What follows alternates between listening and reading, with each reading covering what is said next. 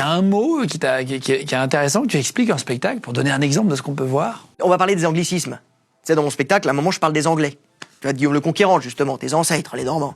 Et là, je sens les mecs qui se crispent un peu sur leur fauteuil, tu vois. Ils se disent, ah non, on est là pour un spectacle sur la langue française. Le mec, il va pas nous mettre des anglicismes à ce moment-là, tu vois, dans le spectacle. Pas possible, c'est trop tôt, au 15e siècle. Tu vois. Non, c'est pas possible, s'il te plaît, Laurent Deutsch, les anti-globiches, là, ils se sont vénères. Et je leur ai dit, mais calmez-vous, les gars.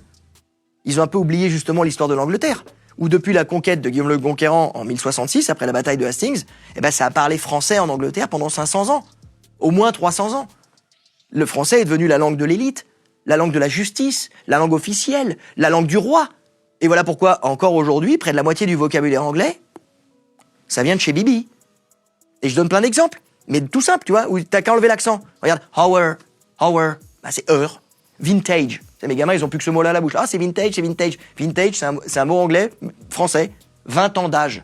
C'était pour le pinard, quand ils ramenaient du pinard ou du cognac. C'est du 20 ans d'âge. Oh, it's vintage. 20 ans d'âge, ça donnait...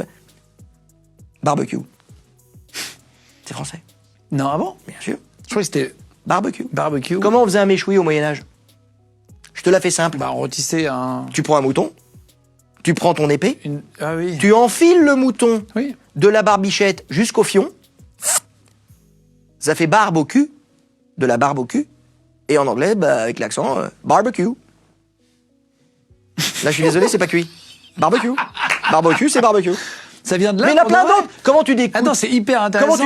Comment tu dis couteau en anglais? Knife. Ah non, mais ça s'écrit. Knife. Ouais, ça se dit knife. Non, mais ça s'écrit canif. Canif. Et français, la gueule. Canif. Putain, c'est français. vrai.